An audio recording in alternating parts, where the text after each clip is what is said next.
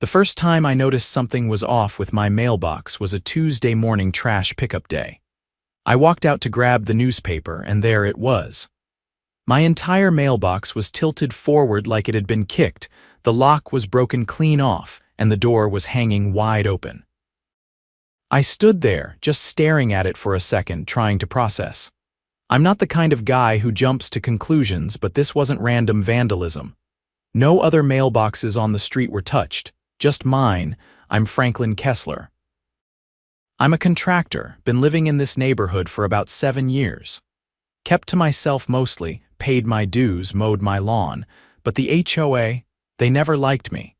Especially Deborah Vaughn, president of the board and self-declared queen of the cul-de-sac. Deborah was everything you'd expect. Short blonde bob, oversized sunglasses, always holding a clipboard like it was a weapon. She once fined me $50 because my work truck was parked 6 inches over the sidewalk. I measured. It was 5.5. I called the post office that morning to report the mailbox damage, and the woman on the line said something that froze me. "Sir, you submitted a request to have your box unlocked due to a change of address, right?" "What? No. I live here."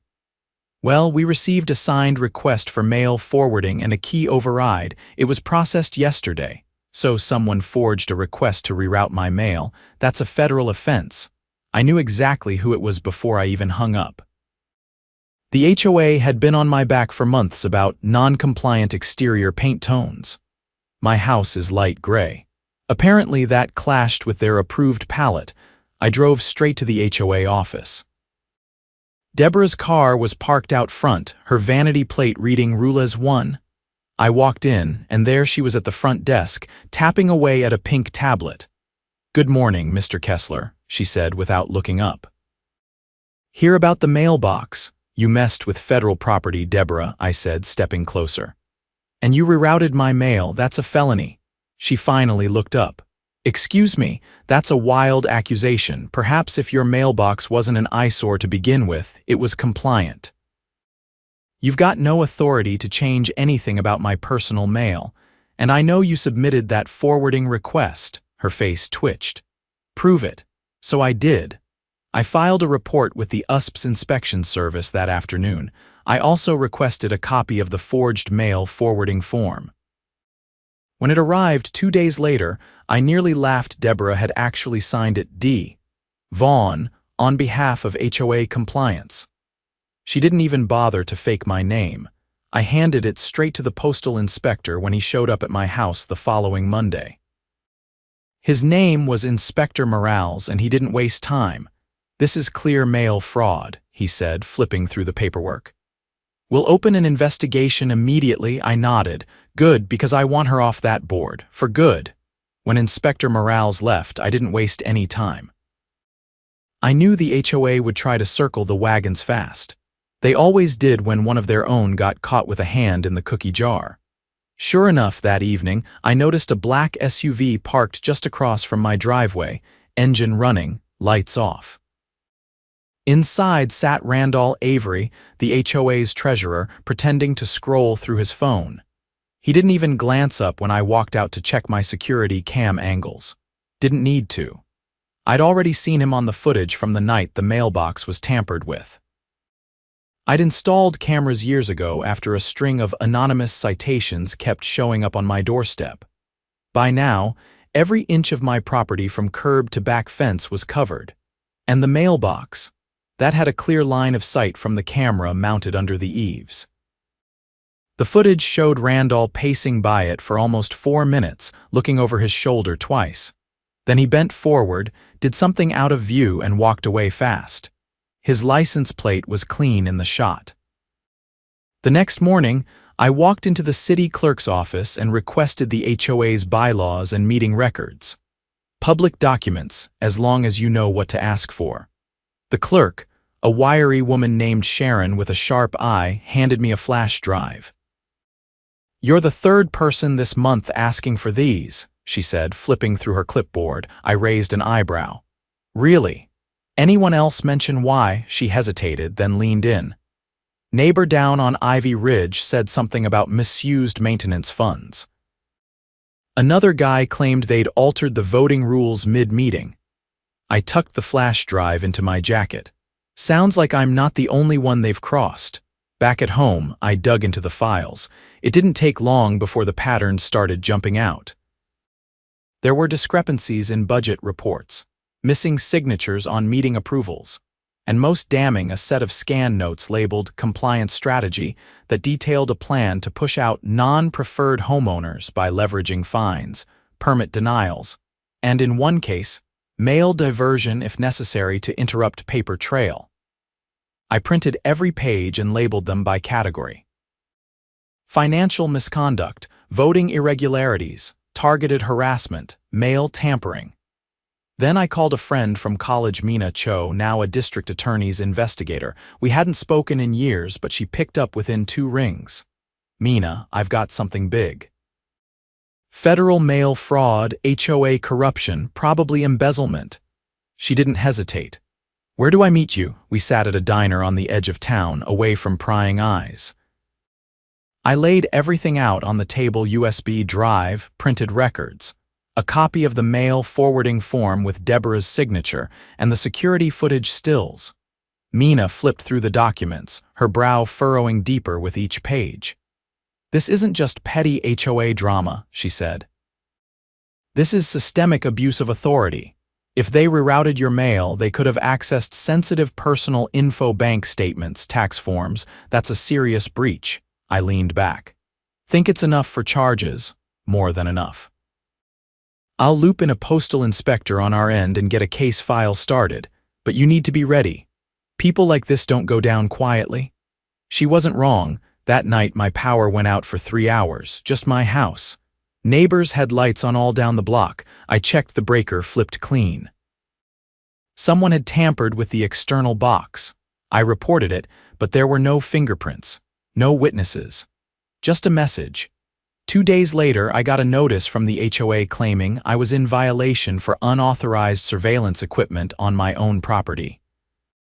They gave me 72 hours to remove all recording devices not pre-approved by the board. I laughed out loud reading it. Then I emailed the notice to Mina.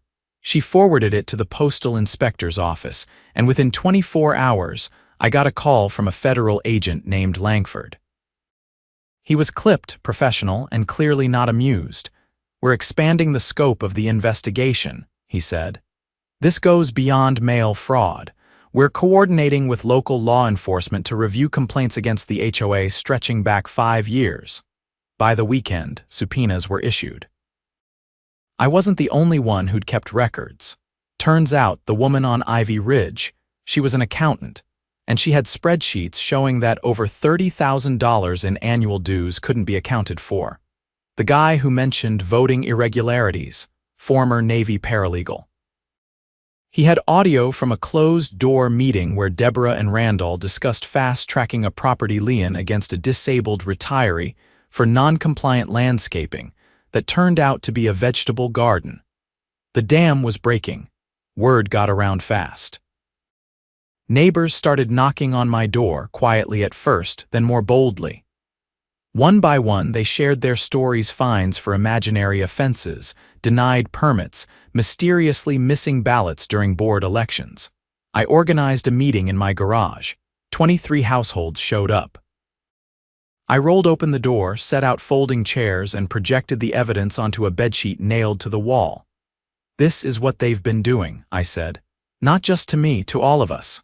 Gasps, murmurs, a few angry shouts, but most people just sat quietly nodding. They'd suspected. Now they knew. We formed a temporary residence committee and filed a formal petition to suspend the HOA board pending investigation. Under the bylaws, if over 50% of homeowners signed, the board could be placed under external review. We collected the signatures in 48 hours. The next Monday, Deborah and her cronies showed up to an emergency meeting called by the city's Legal Oversight Committee. They expected to control the room, but Agent Langford was already there, waiting with a folder in his hand.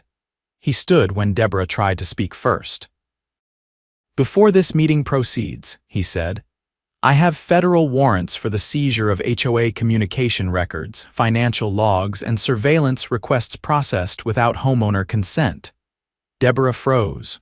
Randall went pale. The third board member, some guy named Evan who mostly kept quiet, actually tried to slip out the back door before Langford called him back. I suggest you all sit. This won't take long. They sat. Langford laid out the charges: federal mail tampering, conspiracy to commit fraud, financial misconduct, unlawful surveillance intimidation, and obstruction during a federal investigation. By the end of the meeting, the board was suspended indefinitely, but it didn't end there. By the time the board was officially dissolved, the neighborhood had shifted. People who used to nod politely and rush back indoors were now stopping in the street to talk, compare notes, shake hands. A quiet unity had formed, forged in the shared experience of finally seeing the bullies at the top brought down and knowing it wasn't over yet. Mina called me the following Thursday, her tone sharper than usual. We're digging deeper into the HOA's financials. Something's not adding up with their vendor contracts. I leaned against my truck, watching my neighbor across the street repaint his porch railing with his grandkids. How bad? She rifled through papers on her end. They created fake maintenance companies, paid themselves through them. We've traced over $85,000 in HOA dues funneled into 2 shell businesses. Both registered under Randall's brother's name. That's state-level fraud on top of the federal charges. I let out a slow breath. You need anything from me? Actually, yeah. The committee you helped organize, can you get statements from residents who were pressured to approve unexpected budget increases or emergency fund reallocations? Anything that seemed fishy at the time. They'll talk. Give me the weekend. Saturday morning, I set up a table beneath a pop-up canopy in front of the old community park, the one that hadn't been maintained in 2 years, despite the HOA collecting a monthly amenity upkeep fee. Word had already gotten around, so by noon I had a line. One by one, residents gave their statements. A widow who was told she'd be fined unless she paid an emergency sidewalk resurfacing fee.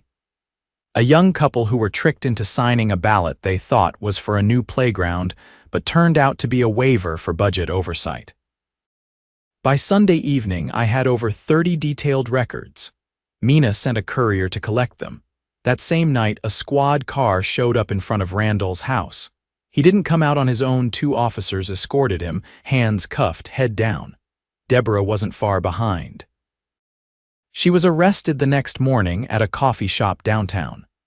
Both were booked on charges of wire fraud, conspiracy, and financial abuse of fiduciary responsibility. The local news finally picked up the story, and the headline ran bold across the screen. HOA leaders arrested in widening corruption scandal. The city responded fast. A temporary receiver was appointed to oversee all HOA operations. The receiver, Marlene Torres, was a retired judge with no patience for nonsense. She called a town hall in the elementary school gym the following week and showed up with a full audit team. She stood at the front of the room, flanked by 3 forensic accountants and a city attorney, and didn't sugarcoat a thing. Your HOA board committed multiple criminal acts, she said, her voice cutting through the chatter. We've discovered unauthorized levies, falsified vendor contracts, and the attempted seizure of personal property under fraudulent pretenses. This wasn't mismanagement. This was an organized effort to exploit this community. Hands shot up. People shouted questions. Marlene held firm, answering each one in turn, never once losing her composure. When it was my turn, I asked the one thing no one else had yet. What happens to the people who were fined or forced to pay under false pretenses? Marlene nodded. We're working with the DA's office to begin restitution proceedings. All illegitimate fines will be refunded, and any liens placed under fraudulent authority are being reversed. Relief swept through the room like a tide, but there was one more piece that hadn't dropped yet. The mail tampering case. Inspector Morales reached out a week later. He wanted a final meeting to close the loop on the investigation. We met at the federal building downtown in a windowless room that smelled faintly of copier toner and old coffee. "The evidence you provided was critical," he said, sliding a folder across the table. "The forwarding request, the surveillance footage, and the internal HOA documents together, they gave us everything we needed." I flipped through the folder. Inside were copies of the charges filed against Deborah and Randall, along with a sealed indictment for another board member I hadn't expected, Evan. "He barely did anything," I said, confused. "He just sat there most of the time." Morales tapped the folder. "He was the one who submitted the original vendor invoices. Turns out he's the one who set up the fake P.O. boxes to funnel the checks. Randall and Deborah orchestrated it, but Evan laundered the paper trail. That makes him just as liable." I leaned back, processing that. "So what now? They'll face both federal and state charges. Mail fraud alone carries up to 5 years per count, and with the financial crimes stacked on top, they're looking at serious time." He paused, then added, "You did the right thing pressing charges when you did. Most people don't. They get intimidated, back off. But you didn't. That made the difference." I left the building with a strange sense of finality, not satisfaction. This wasn't about revenge, but something more grounded: justice, accountability. The feeling of standing your ground and watching the system, for once, work the way it's supposed to. Back in the neighborhood, the transformation was visible. The park finally got new benches, this time installed by volunteers. The community bulletin board was updated with real information, no more passive-aggressive notices or arbitrary warnings. People waved as they passed each other. The air felt less heavy, less watched. We held an election for a new board a month later. This time it was open, transparent, and overseen by a third-party mediator. I didn't run. I'd had enough politics to last a lifetime, but I supported a few good folks who'd been at those garage meetings, the ones who showed up when it counted. After the votes were tallied, an elderly woman named Mrs. Elkins, who'd lived in the neighborhood since the early '80s, was elected president. Her first act: she dissolved half the regulations Deborah had weaponized and created a rule requiring all HOA decisions to be published publicly within 24 hours. The best part: no more fines for mailbox designs, paint colors, or invisible landscaping violations. People planted what they wanted, painted how they liked. The community didn't fall apart, it flourished. One morning, I was repairing a fence panel when a man in a crisp button-down walked up. He introduced himself as Alan from the state attorney's office. Apparently, they were preparing a case study on HOA accountability and wanted to profile our neighborhood as an example of what could happen when residents took control. He asked if I had any advice for other homeowners in similar situations. I set down my hammer and thought for a second. Document everything. Don't let intimidation stop you, and when they try to push you around with fake rules and scare tactics, push back harder. The law's on your side if you're willing to dig. He nodded and jotted it down. Weeks passed. The trials were scheduled.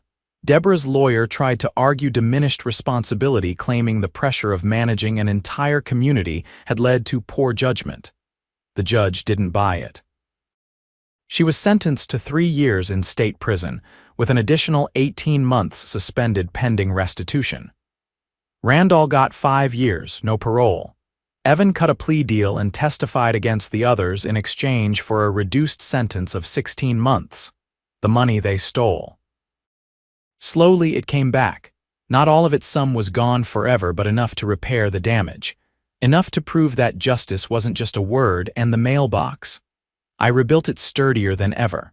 Steel casing, tamper-proof lock, reinforced post. It wasn't just a mailbox anymore. It was a reminder of what happens when people stand together, of how the smallest violation, a broken lock, a rerouted letter, can unravel something much bigger when someone decides to fight back. And of how, sometimes, the most powerful tool in the world is a clipboard full of evidence and a neighborhood that finally says enough. The courthouse was packed the day of sentencing. Not with media or reporters, though a few local outlets had shown interest, but with residents. Neighbors who had once kept curtains drawn and eyes down now sat shoulder to shoulder in the gallery, arms crossed, expressions unreadable. No one clapped, no one jeered. Everyone just watched. I sat near the aisle, fourth row, next to the retired postal worker from the next block who'd quietly handed over an envelope of internal HOA mail she'd been mistakenly given months ago. She hadn't known what to do with it back then. Now, it was part of a sealed exhibit. The judge was meticulous. He read each charge aloud, giving weight to every word. Deborah kept her eyes forward. Randall blinked often, his jaw twitching every time the judge mentioned the financial breakdowns. Evan, seated a row behind them, didn't raise his head once. He'd already pled out. His cooperation shaved his sentence down, but it hadn't earned him sympathy. Not here. When it was over and the bailiffs led them out through the side door, a hush settled. No cheers. Just the kind of silence that comes when something long overdue finally happens. Outside, the afternoon air felt sharper than usual. As I stepped down the courthouse steps, Mina fell in beside me. She looked tired but satisfied. "They're going to dig a little deeper into the financial trail," she said. "There's a possibility Randall's brother rerouted part of the funds out of state. If that's true, we're not done." I nodded. "Let me know how I can help."